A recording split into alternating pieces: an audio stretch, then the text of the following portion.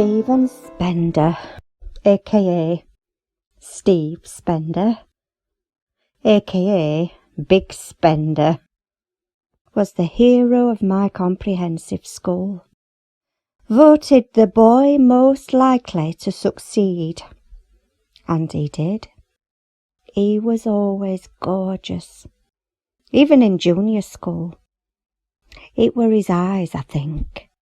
He had the most beautiful eyes. All the better to ignore you with. He wasn't interested in girls back then, only sports. He was always an athlete. Much to his embarrassment, I once got paired up with him at school sports day for a 3-legged race. Strapped to him I was. Not at all romantic, and talk about competitive. He was going to win even if it meant yanking my leg off, and he nearly did. But we did win, and I was famous by association. For about 5 minutes. Oh, it were a memorable 5 minutes. I wore me bruises like medals.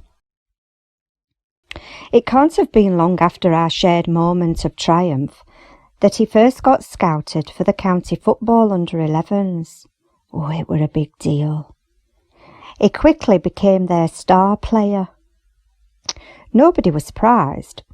He always had a talent for sports, but football he excelled at. He loved the game to the exclusion of everything and anybody else. It was inevitable he'd get signed up as an apprentice, professional, and he didn't disappoint.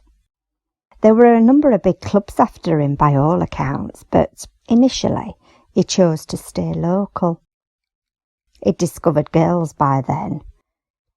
I'd been going out with Christine Keller in his 4th and 5th year. She was his female equivalent, beauty and brains, and a shelf full of her own sporting trophies. They were regarded as the dream couple, and it was the talk of the school when he packed her. She was broken-hearted, but according to the rumour mill, his football coach warned him too much nookie was spoiling his game, so she had to go. Oh, she took to weeping uncontrollably, wandering round the school corridors dressed in black. I think she became a goth after that. Never recovered, I heard.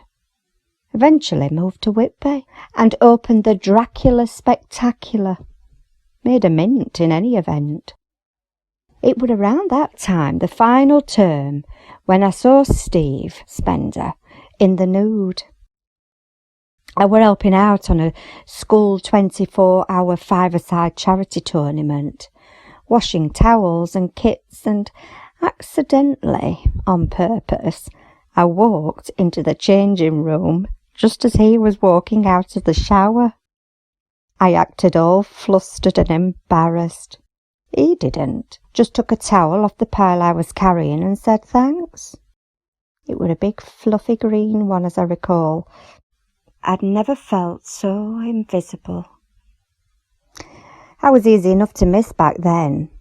NHS specs, thin as a rake. A ruler had got more curves. And the braces didn't help, I don't suppose. Everything I've learned about glamour, I've learned from my friend John. John's a drag queen. His drag name is Honey Nut Cornflake, but he was just plain John Bernard when I met him. It was my first proper job after leaving school. We worked together at Mark's on ladies' casuals. I was his assistant. Got on like a house on fire. He always had great faith in me, did John. Said I had potential, and under his careful tutelage I blossomed. The ugly duckling was eventually transformed into a pole dancer. There weren't many glamorous career opportunities open to a council estate girl who left school with 1 GCSE in needlework. Though the GCSE did mean I could always whip up a fabulous frock for John. Making a frock for John was how I got into it. He was developing an act emceeing at the local lap dancing club, and he invited me down to see him perform. I'm not sure what the punters made of him, but he could certainly handle them if they got rowdy. Oh, and all the girls thought he was hilarious. Who knew back then it'd buy me a house by the time I was 23 and pay for me to go to university. No student loan required. A degree in hospitality and European languages. I put my long-term career ambitions on hold for the time being, though. The money being too good to turn down, and only having a limited shelf life, not unlike a professional footballer. And I'd managed to build up quite a reputation, one that took me all over Europe and beyond. Munich was memorable, most memorable. I were backstage when one of the girls said there were some members of the England football team in the house. I didn't give it much thought. I'd danced in front of quite a few celebrities at that point, and it was only when I was halfway through my routine that I locked eyes with Big Steve Spenda. The same unmistakable eyes of old. Beautiful eyes. And this time, looking straight into mine. It wasn't long after that I got the invite to give him a private lap dance. Entering the private room and closing the door behind me, I approached him. I said, "No touching." He said, "Can we just talk?" I paused, shrugged. "As long as you're paying." I sat on the couch beside him. "I'm happily married," he began, apologetically. "But it's always been funny. I've always carried the torch for another girl." I nodded. He continued, "And I don't know, you remind me of her somehow." "Oh, and this girl, does she have a name?" I asked. "I can't remember her name," he smiled sadly.